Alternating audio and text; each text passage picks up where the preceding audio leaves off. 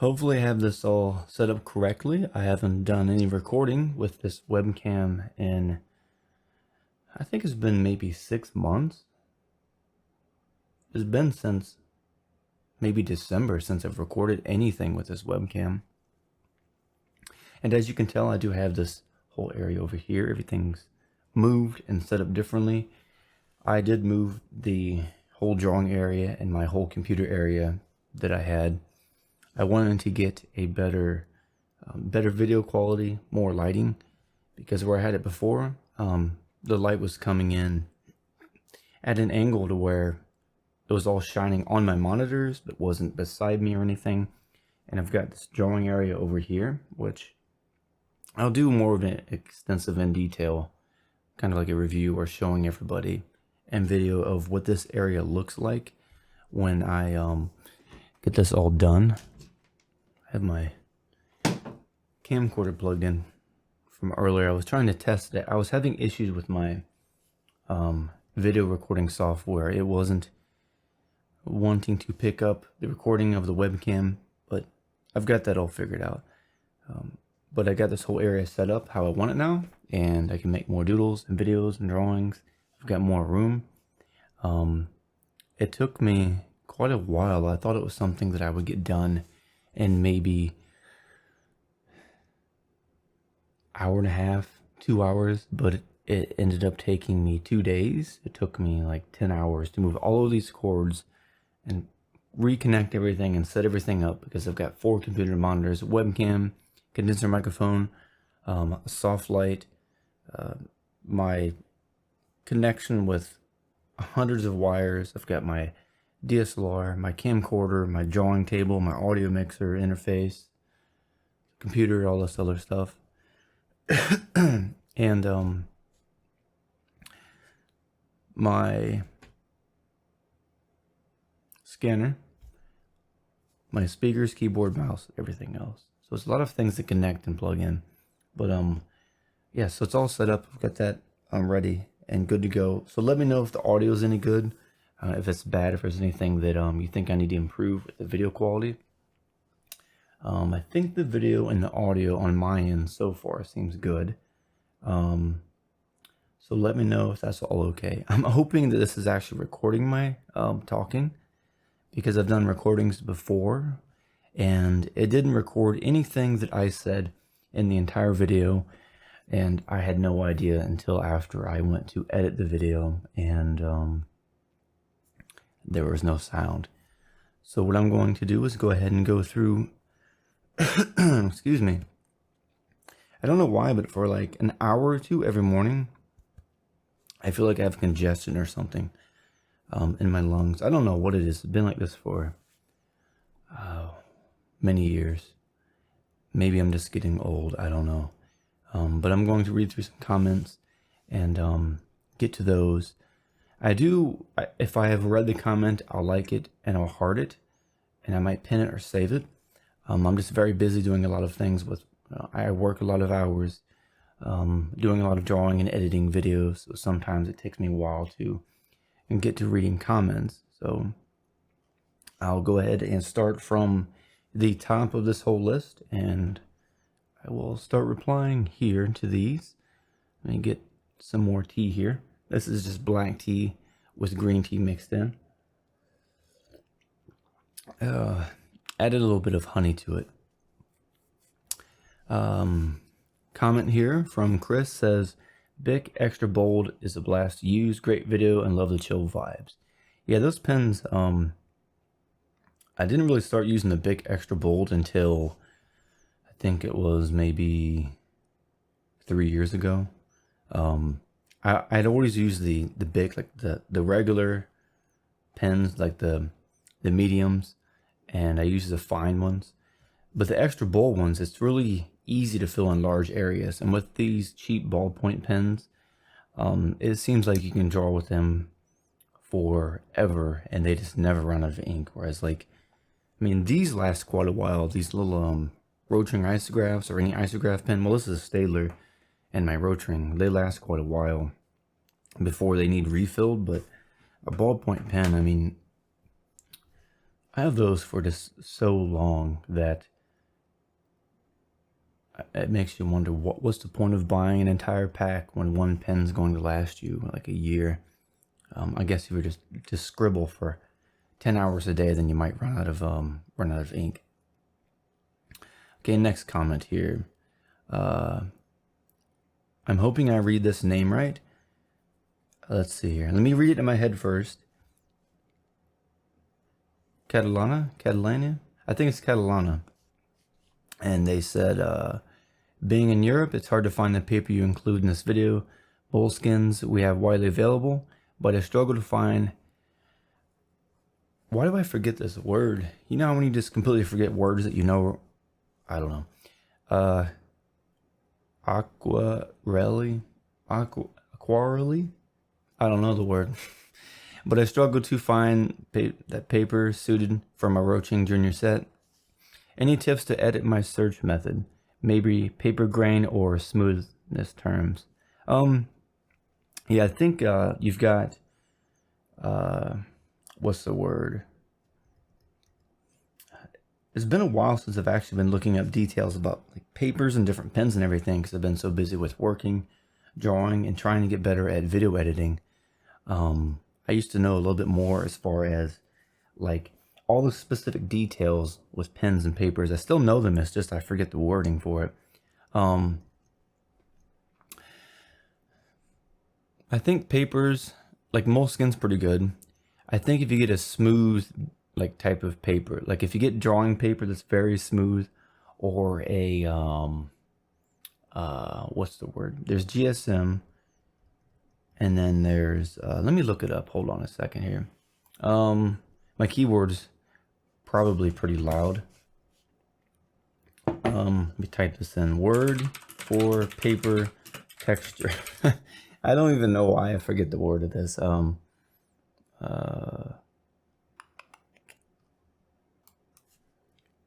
Paper. I think it's GSM. Trying to find it here.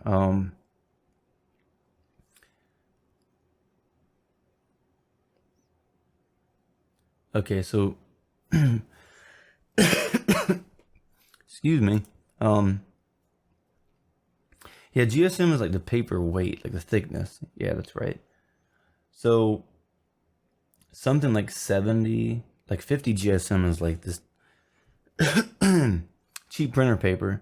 And I know that something that's like cardstock is like 100 GSM. I'm trying to, what is the word? Why do I forget the texture? It's, yeah,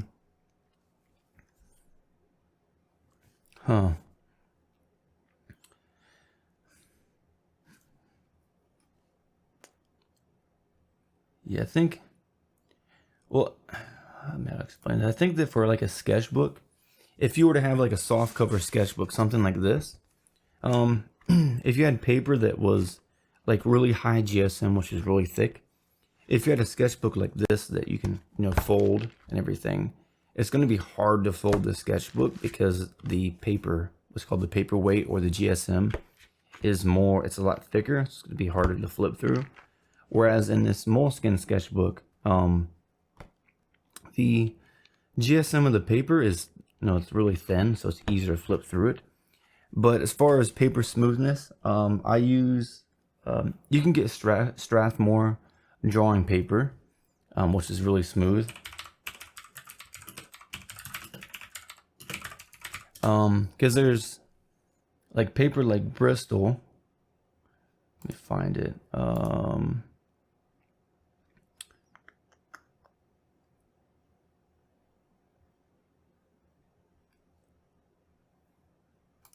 Yeah, it's a Strathmore drawing paper smooth surface that would work for ink. The Daler and Rowney paper for pens, that's good. It's got a really smooth surface, and the Daler Rowney paper for pens, it's really good for like Roaching isographs. It's good for fountain pens, and the paper is really thick, so it'll hold a lot of ink. More tea here, excuse me.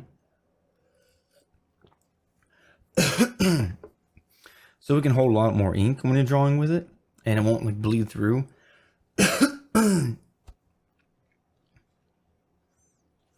Excuse me, I don't know what's going on with me. So yeah, it won't bleed through the paper when you're drawing with that really thick ink. Like if you were to draw with moleskin, like if you just pour paper on it, it's gonna go through the paper. But as far as the texture of the paper, you're probably asking, like the smoothness. Something like Strathmore drawing paper, smooth surface, cardstock, smooth surface paper, Bristol smooth paper, Daily Rowney paper, which is like paper for pens, it has a very smooth surface. You can get cardstock paper that has a very smooth surface, which will be good for drawing in. You don't want anything with a rough surface. Like, I think it's, well, this tells you how long it's been since I've done any painting. Because you have hot press paper and cold press paper, and you probably hear clickety clack clack clack when I'm typing. It's probably really loud. But I know that cold press and hot press paper have differences in the texture of it. One is yeah, so hot press paper is smooth to the touch,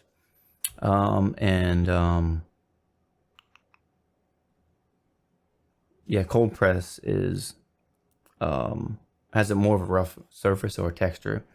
So if you're drawing with ink pens, you're probably better off to use hot press smooth watercolor paper. That will be really good. That's more like if you have like a really big finished piece of artwork. Hot press watercolor paper is going to be much more expensive than using a moleskin sketchbook, using Strathmore drawing paper, or using any other type of paper that you can use for inks. It's more of a mixed media type of paper for paint, ink, and everything else. You don't want to use cold press paper for drawing with ink because of the rough surface. Cold press paper is more for like if you were to draw, you could draw with charcoal, maybe with chalk or something, with no painting, watercolor, stuff like that. You want a smooth surface for any type of pen that's got like a fine tip nib to it like these have, because as it's dragging across the paper, it's going to catch on those bumps in the paper if it's cold press, and it's going to just bend the nib of the paper, or not bend the nib of the paper. How's that going to work? Bend the nib of the pen, and then it's not going to draw anymore. But but yeah, so cardstock, Daily Rowney, moleskin, hot press watercolor paper, and what's another paper I could use that I use? I use it's called like Bristol vellum. You can get like a very smooth surface of Bristol vellum, and the paper for that is pretty thin. It's kind of like moleskin, but it's actually thinner than that, and it's a very bright white surface, and it's smooth and it works okay.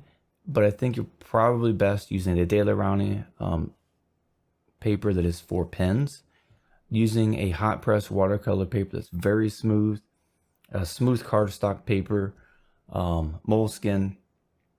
You said that moleskins are widely available, but you struggle to find a quality paper suited for Roaching Junior set. Yeah, I would just look up, like you could type in and search, for example, smooth papers for drawing. That has to probably be the loudest part of this video, is when I'm typing.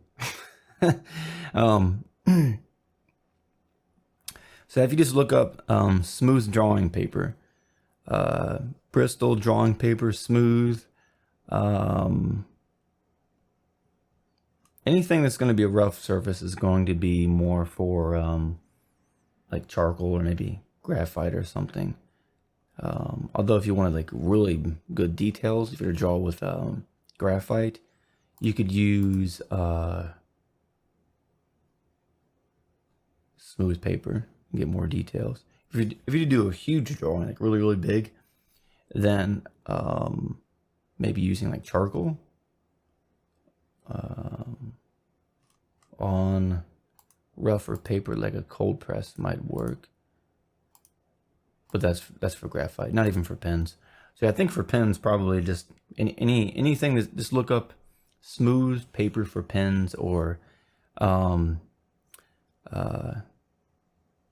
best drawing paper for ink pens.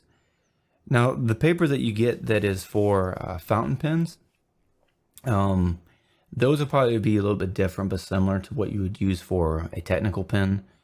But the fountain pens can draw on rougher surfaces because you don't have, I mean, you've got a tip of the pen, but you don't have a more of a thinner or more fragile nib, like with the Rotringers or Stalers or isographs. And so,